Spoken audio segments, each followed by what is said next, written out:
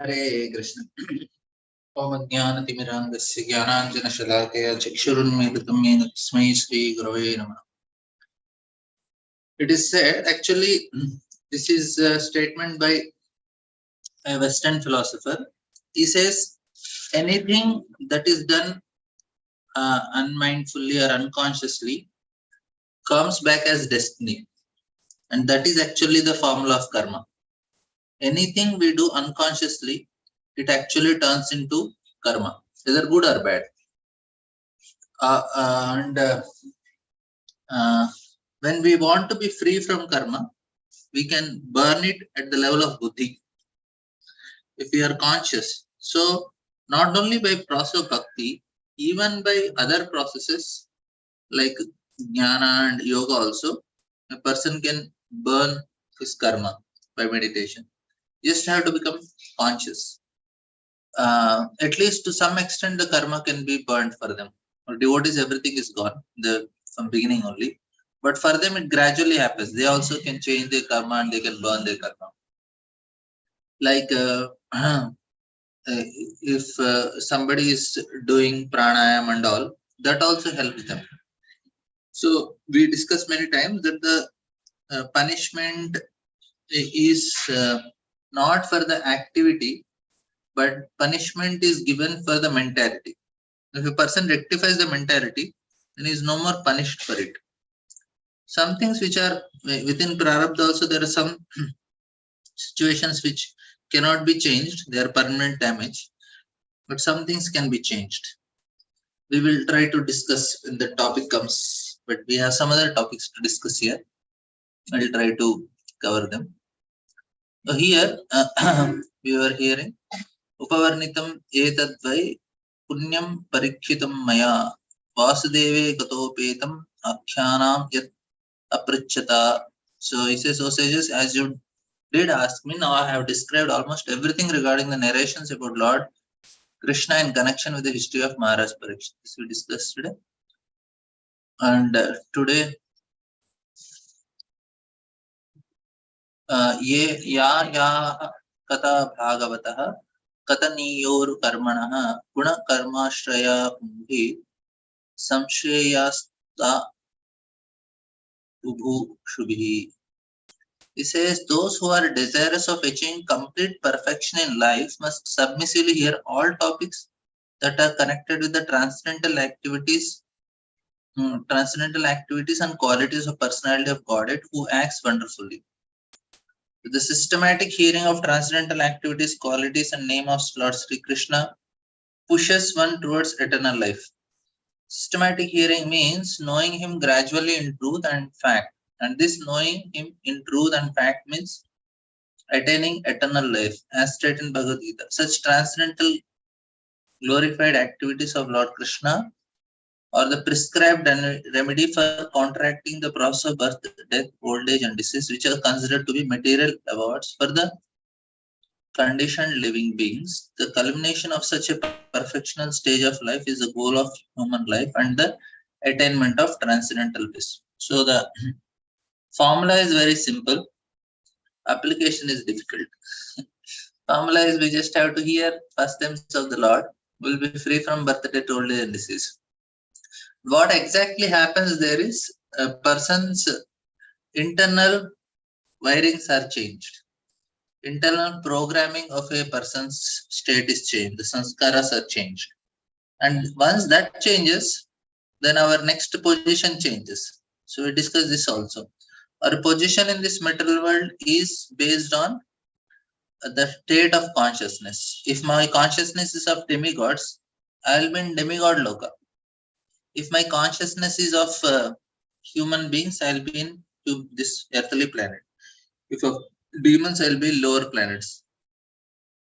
Now, when we discuss this in the initially the structure of Bhagavatam about in the sthanam, the position of a living entities is actually there are proper boundaries are made.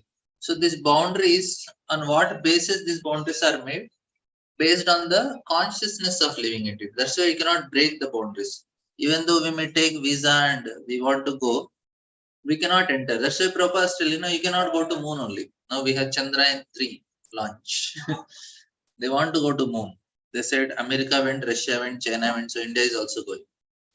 But unfortunately, they cannot go. They may go to some planet which they think it is moon, but it is not like that. Because moon is not accessible. It is a Swargaloka planet, and you need to have pious credits. You need to have a change in consciousness. That is the most important thing that is needed. Without the elevation in consciousness, we cannot go to that place. Like now, if people want to go to America, in America they say TOEFL GRE, because they say at least you should be able to communicate with us properly. You should know this much English. That's their criteria. Even to go to some country, material place only, you need to have some criteria. So what to speak of spiritual? How much?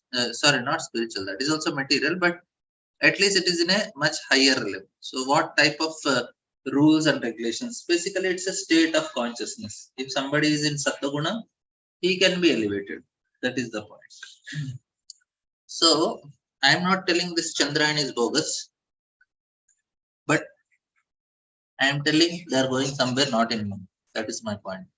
Because Prabhupada said that. Shastra is saying. We need to have faith in Shastra. Prabhupada also said the same thing. And Indians are very proud. We are going to moon. But they are also proud that we have Vedas. If you have Vedas, you read Vedas, then you cannot go to moon according to this statement. So how can you be proud with both the things? Either you should believe in Vedas or you should believe in science. Of course, these poor scientists, they also come to Balaji and they make a model of Chandrayaan-3 and offer it to Balaji and says, let it be successful. And Lord is very kind. He says, okay, don't cry. I'll allow you to go to somewhere. If it's not moon, you go to some planet and be happy. So it's actually, it's a false ego of living entity.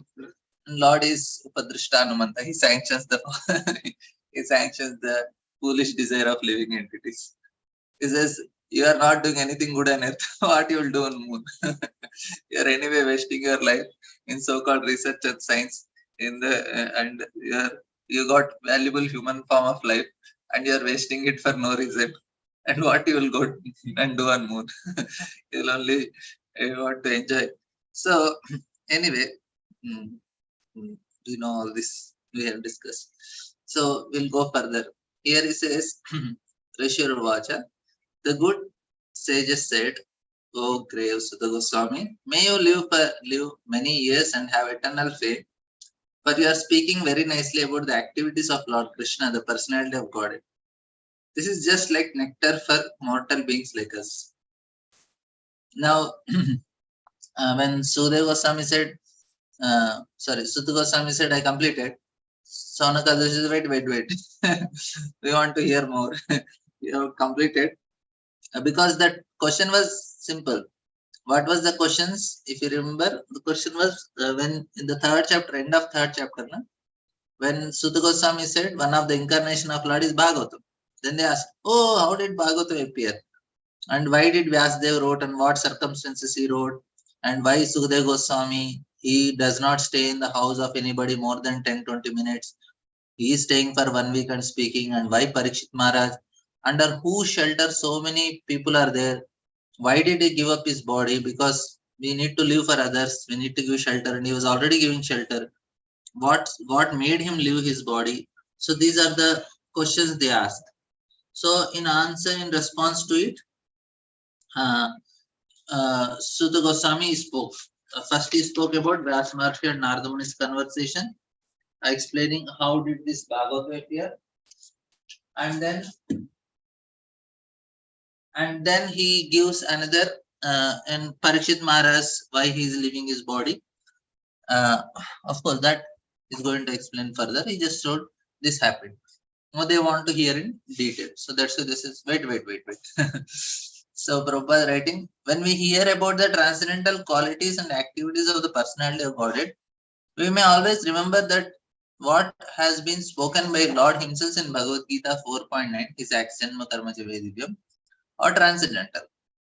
This does not act, he does not act or take birth like ordinary living beings under the custody of mental language. nor is he body material or changeable like that of ordinary living. And one who understands this fact, either from land or from authorized sources, is not reborn after leaving the present metal body. Such an enlightened soul is admitted into the spiritual realm. So this is what, and therefore, the more we hear about the Lord, then more we can know about His transcendental nature, and thus make definite progress path to back to God. So, karmanya asmin anasvase धूम धूमामृतां भवान् आपायेति Govinda पादपद्माश्रवां madhu.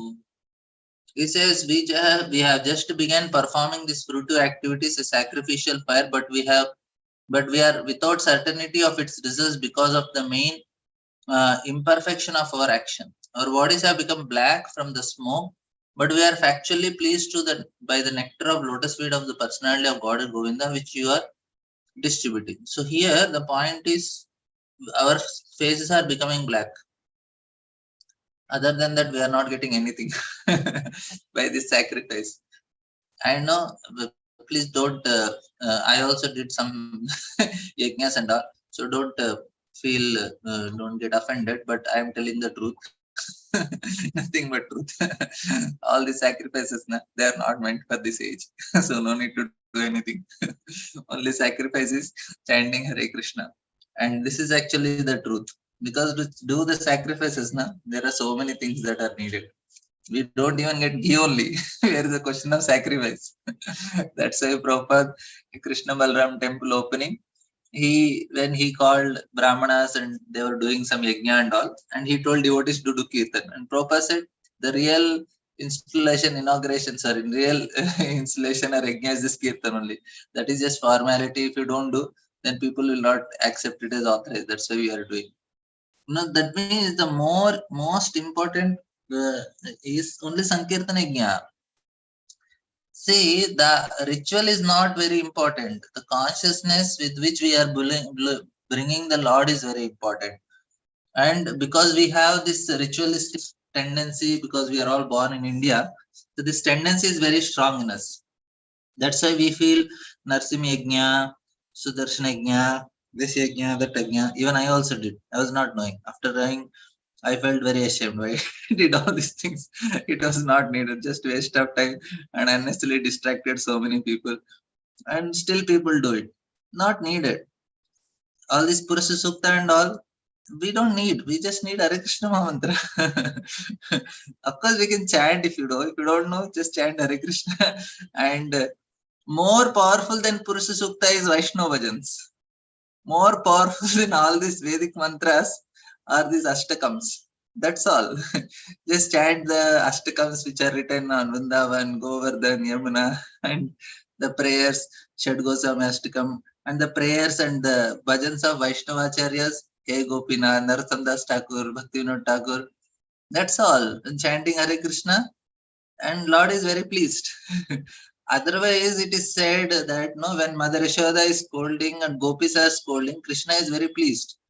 And Brahmanas are chanting Vedic mantras, Krishna is asleep. He's bored. So we are different. I don't think Rupa Goswami or any Sanatan Goswami spend their time in doing some yajna. No.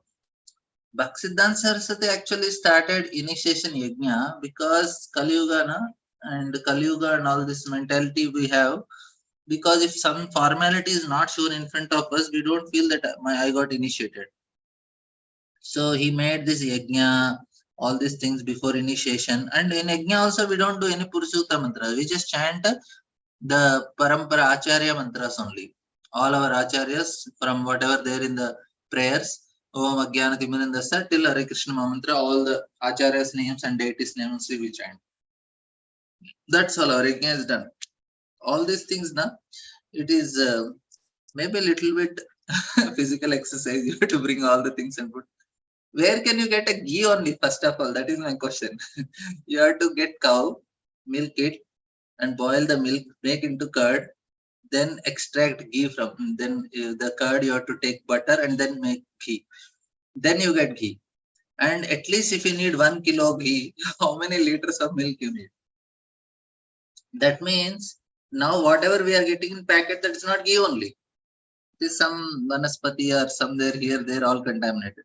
So how can you do sacrifice without ghee? That is my question. Anyway, I will be unpopular if I say all these things.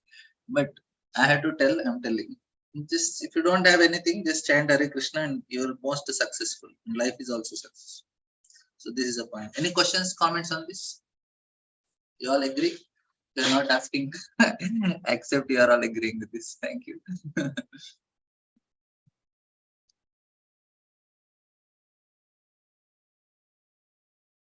Okay, good. No comments, no questions. So anytime, any yajnas and all, no need. If yajna is there also, what you do? Go and chant Hare Krishna there. Or not take Hare Krishna mantra and put ahuti. You get full benefited. That's all. So the sacrificial fire kindled by the sages of Naimisharanya was certainly full of smoke, and the sages are full of doubts because of so many flaws in such activities. You see, this is when 5,000 years back, when they had pure ghee, and they're all qualified people. They're sages, not just some people who come and do some yajna who already after going home they can watch TV and do other things also. No, they are proper sages, fully concentrating on this activity. They are well qualified and they are of high quality, and they feel that there is a flaw in such activity, and they are not doing any yajna to get some children or some prosperity, money and all. The purpose of their yajna is for what? The purpose of yajna is the welfare of the people of Kali. For us, they are doing yajna. Now we are doing something to be make us peaceful. They are doing yajna. So selflessly they are doing, but still they are not certain. Then what is success? Not yajna. What is success? Reading Bhagavatam is success. They left their yajna and they read Bhagavatam. So instead of spending 2-3 hours on yajna, the 2-3 hours if we sit and discuss Bhagavatam, the consciousness will change. That is needed. No need of any yajna. Sit and Bhagavatam.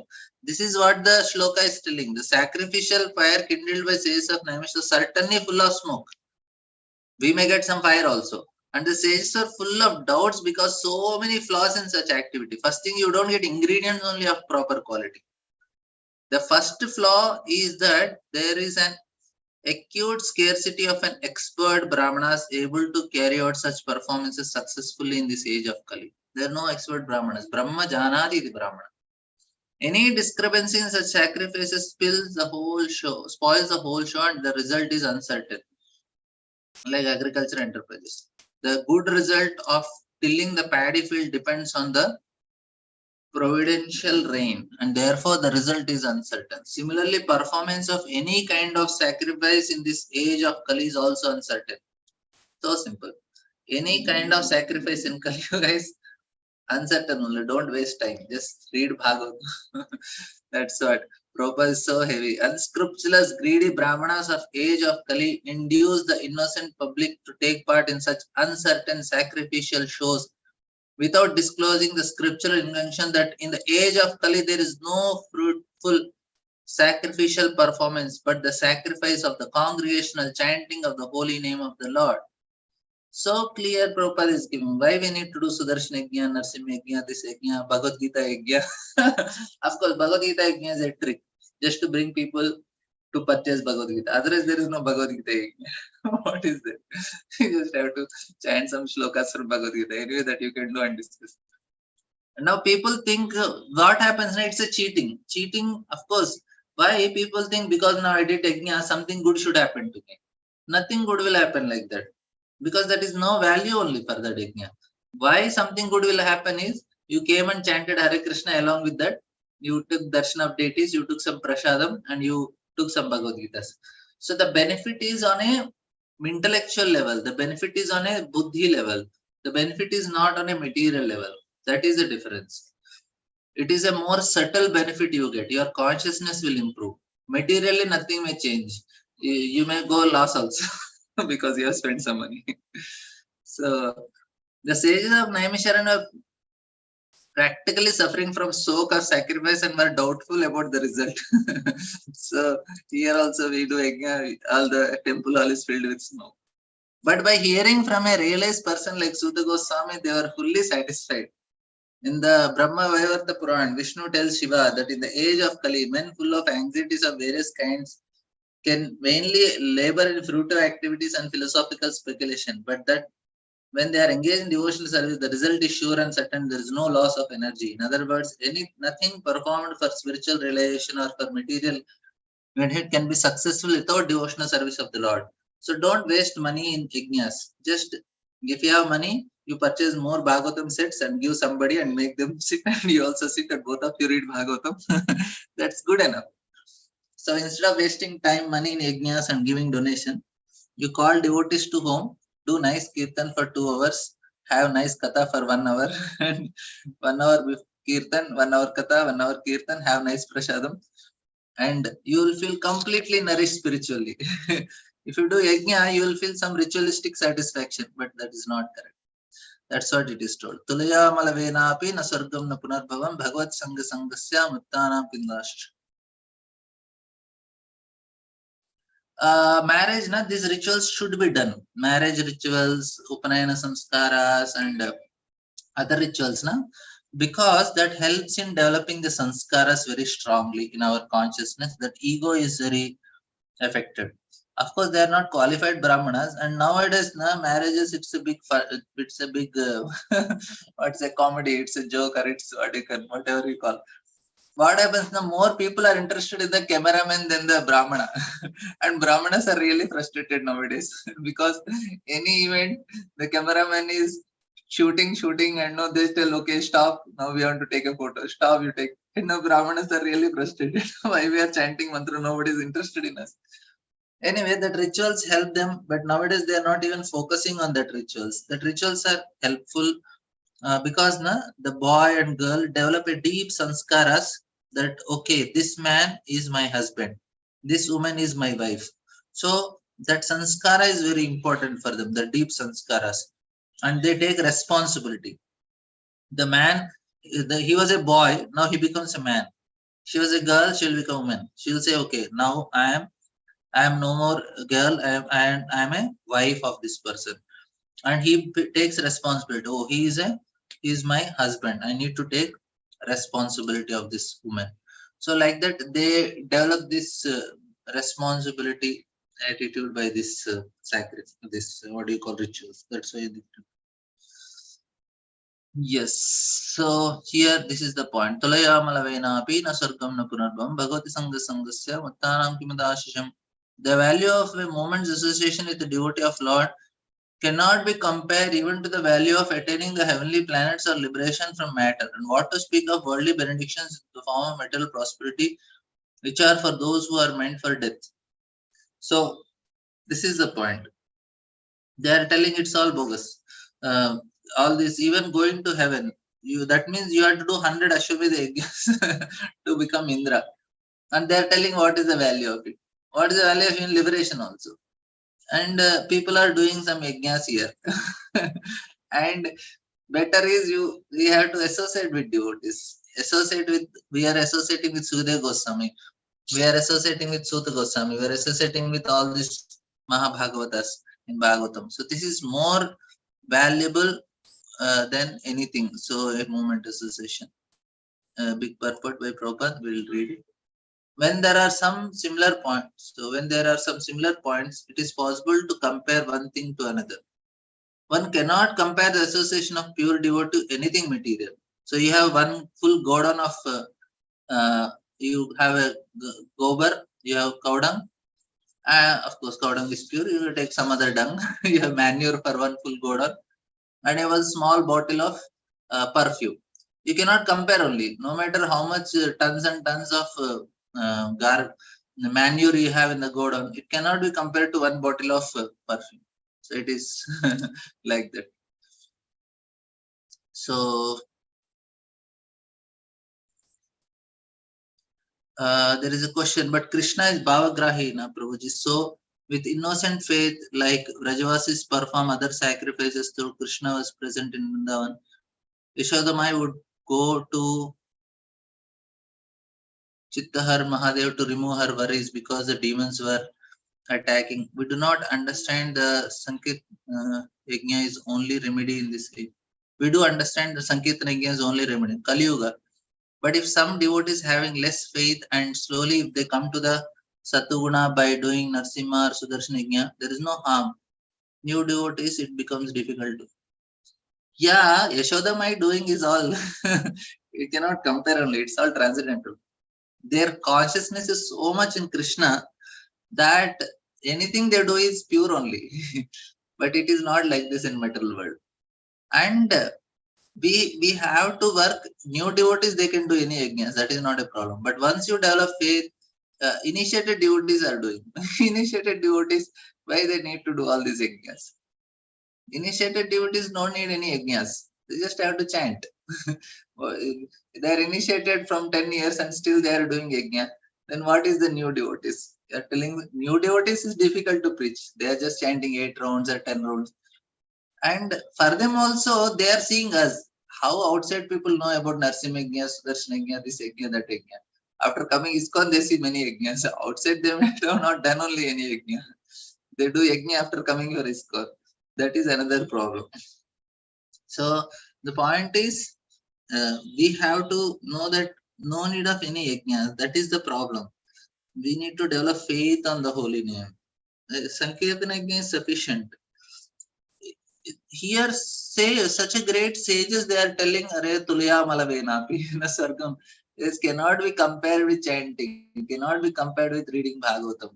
We are doing, if sages of Naimisharyan are frustrated with the yajna and they are telling there is no hope with the yajna, what is the hope? And Prabhupada is clearly writing also there. It's all cheating. Brahmanas are cheating in the age of Kali. So, no need. And what happens now? You get material prosperity to some extent. If you have done some yajnas, that is for sure. Even now also there is some benefit in it. But we don't need material prosperity. We need spiritual prosperity. That is what is important. If you do that, you may get good name, you may get some prosperity, you may become little powerful, and you may become little famous. But how does it matter spiritually? Unless you may do many yajnas and people are powerful, very famous, you may become big leader in the society. But what changes, what is more important now? If you're able to sit and chant attentively the holy name, hear attentively Bhagavatam, understand Bhagavatam, relish Bhagavatam, that is only counted at the end of life. How many yajnas you do, how much powerful you become is not counted only at the end of life. It's all just waste. What is counted is how much we chanted. They'll not count how many yajnas you did, how much we chanted, how much we read Bhagavatam. That's what this shloka is telling. And Prabhupada is going to explain the same thing. Clear, Mataji? Barsanatman.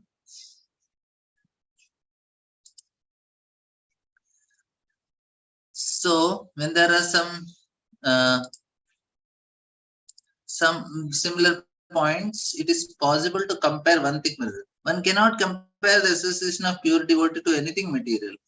Men who are addicted to material happiness aspire to reach the heavenly planets like the moon, Venus, and Indraloka. And those who are advanced in material philosophical speculation aspire after liberation from all material bondage. When one becomes frustrated with all kinds of material advancement, desires the opposite of material bondage, namely liberation, which is called apunar bhava or no rebirth. But the pure devotee of the Lord aspires after neither happiness obtained in the heavenly kingdom nor liberation from material bondage. In other words, for the pure devotee of Lord, the material pleasure obtainable in the heavenly planets are like a phantasmagoria. And because devotees are already liberated from all material conception of pleasure and distress, they are factually liberated even in the material world. This means that the pure devotee of Lord are engaged in the transcendental existence, namely in the loving service of the Lord, both in the material world and in the spiritual world. As a government servant is always the same, either in the office or at home or any other place, so a devotee has nothing to do with anything material, for he is exclusively engaged in the transcendental service of the Lord. Since he has nothing to do with anything material, what pleasure can he derive from material benedictions like kingship or other overlordships which are finished quickly with the end of body? Devotional service eternal, it has no end because it is spiritual. Actually, this purport, so many nice points are there, but we don't have much time to discuss. So slowly, we'll see. Therefore, since the assets of a pure devotee are completely different from material resources, there is no comparison between the two. Suta Goswami was a pure devotee of the Lord, thus for the rishis in the Naimisharanya, the value of his association was unique, incomparable to the value of any material assets. In the material association with the gross materialistic is veritably condemned. The materialist is called a Yoshita Sangi, or one who is too much attached to women and other paraphernalia. Such attachment is conditioned because it drives away the benedictions of life and prosperities. And just the opposite to the Yoshita Sangi is the Bhagavad Sangi, or one who is always in the association of Lord's name, form, qualities, etc. Such association is always desirable, it is worshipable, it is praiseworthy, and one who accepts it as the highest goal of life. Yes. को नाम तृप्येद्रसवित्कथाया महत्तमैकान्तपरायणस्य नान्तं गुणानां गुणस्य जग्मुर्योगेश्वराये भवपादमुख्य. He says the personality of Godhead Lord Krishna is exclusive shelter for all great living beings, and his transcendental attributes cannot even be measured by such masters of mystic powers as Lord Shiva and Lord Brahma. Can anyone who is expert in relishing nectar ever be fully satisfied by hearing topics about him? How can you be satisfied? So that is the point. So we will do this nice purport. So this is very nice shloka. What I was thinking, we will do again shloka memorization sessions. Before the end of first canto, we'll learn all the shlokas. I thought I will again start. We'll complete all the important shlokas of first canto. I think we are done till fifth chapter. Other things we will do. So we have one.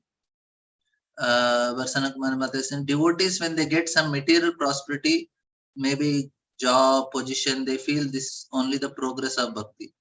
They spread a word with others also is happening in our community. Yeah, yes, Mataji. That is not because of bhakti. Of course, Krishna will give, he may give, he may not give, but that does not connect, that is nothing to do with bhakti. Bhakti is how much my consciousness is absorbed in Krishna, how much I am ready to render service to Krishna, how much I am able to sacrifice my personal needs, my personal desires, my personal things for pleasure of Krishna. And how much I feel that whole day I want to serve Krishna only. The more and more we progress, what should happen is whole day I want to serve Krishna only. I don't want to do anything else. I don't feel any taste in doing any other thing material. Whole day I want to do, I have deities, I do Abhishekam, Arti, offer Bhoga to them. After that, you read for the deities, you read Bhagavatam for them, you hear class for them, again you cook for them, again you offer for them, and you nicely make them rest, and you sing for them when they are resting, and you have deities. Otherwise, somebody who's a preacher who always want to glorify Krishna, tell more and more people about Krishna, more and more speak about Krishna, sing about Krishna, or some service to Krishna. So more selflessly I want to do give for Krishna, then we are qualified to the spiritual world. That's all. What is external material situation is not counted. You may be external in any position, does not matter only. You can be a grahastha, you can be a brahmachari, vanaprastha, anything you can be. But what is counted now? Who is more closer to Krishna? Who want to be with Krishna all the time? He is more closer. I want to be with Krishna all the time. So it does not matter in which ashram you are, right? If you want to be with Krishna, you can be with Krishna. Which ashram, whichever ashram. You can be at home, you can be in office, you can be wherever you are. That is what is need to be understood. And that is the advancement. And that comes not by any yajna, that comes by chanting, that comes by hearing, the association. And we should feel that attraction. When will I go to Vrindavan? When will I stay in Vrindavan? When will I be with devotees? When will I go for yatras? Our mind should be in this only. When we hear Bhagavatam like Lord Shiva and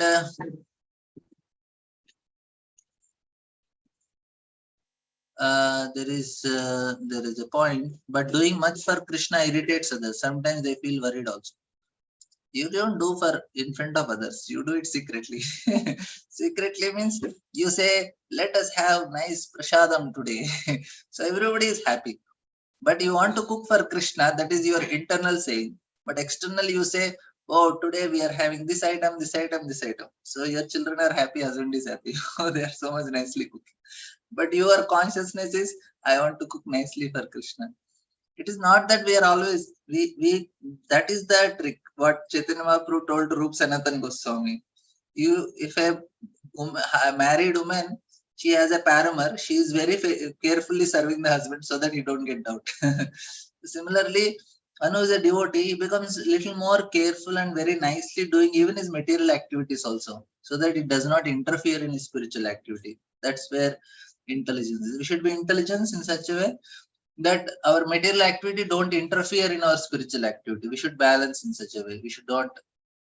Uh, and you have to, if there is some function or you have to take your children to outing or some other place, you have to do it because they know if you take them 2 times, you take them out, and 1 time you tell them, "Let us go to temple," they will also be obliged. They say, "Okay, they came for 2 times, let us go 1 time at temple," or they will at least allow you to go to temple even if they don't want to come. So you have to understand their needs, and you have to take care of their needs, your family members, children, husband and wife, their needs you have to take care, and uh, then they'll allow you to do what you want to do.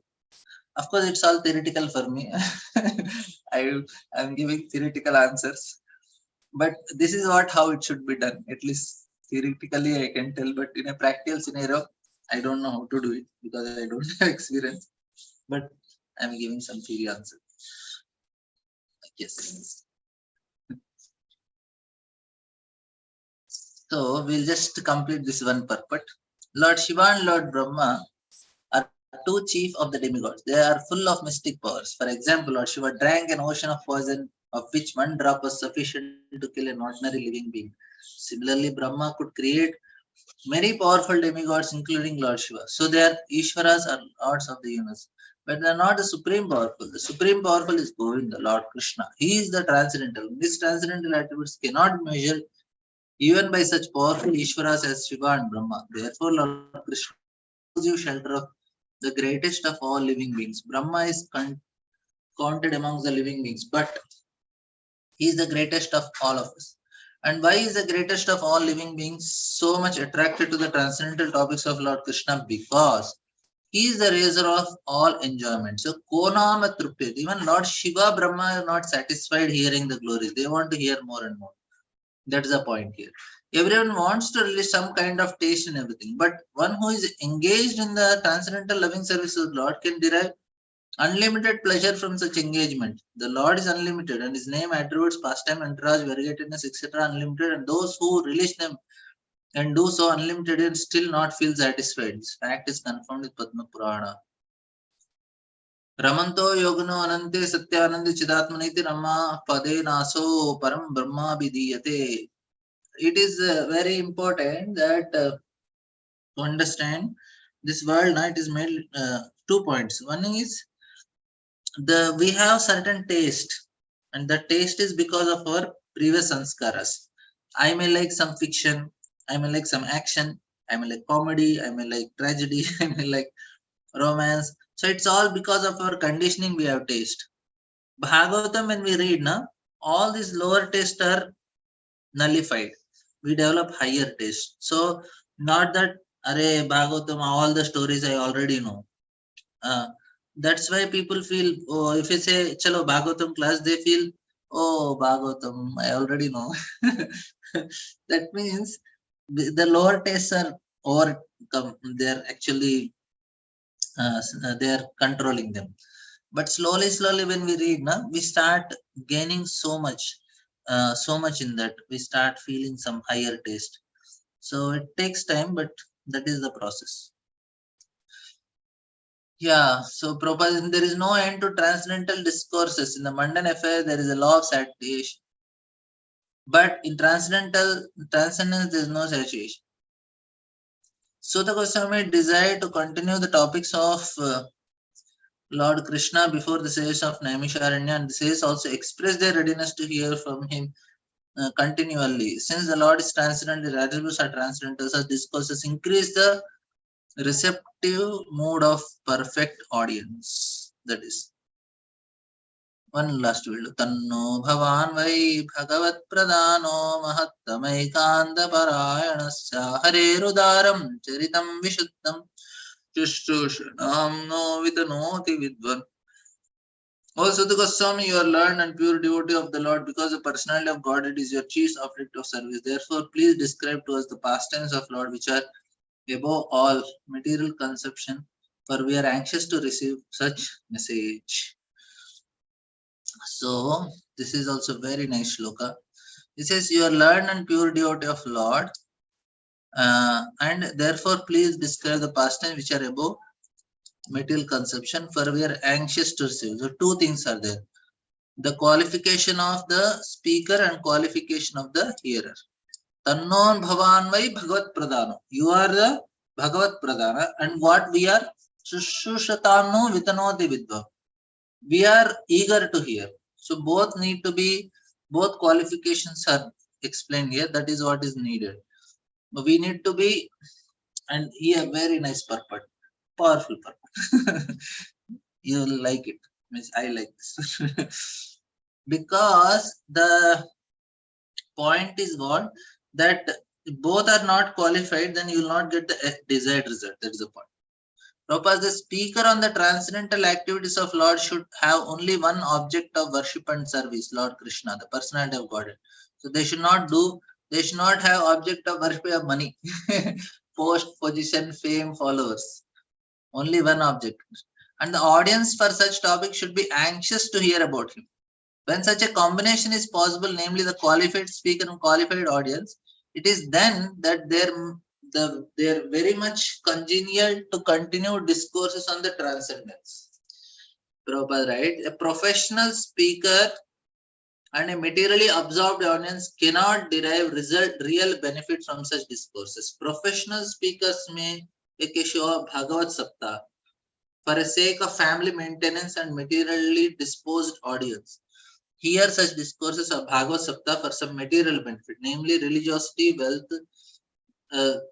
gratification of the senses, or liberation. Such Bhagavad discourses are not purified from the contamination of material qualities. You see, even though it is Bhagavad Sapta, but Prabhupada is stating such Bhagavatam discourses are not purified from material qualities. It is material only.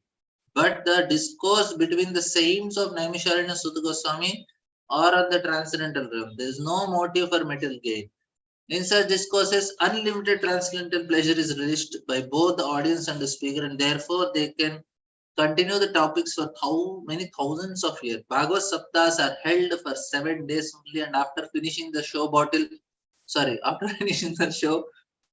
the audience and the speaker become engaged in material activity as usual. They do so because the speaker is not Bhagavad Pradana and the audience is not Sushushatam, as explained above. So, thank you very much. Any questions, comments? We'll end here. Tomorrow we'll continue. Actually, that karma,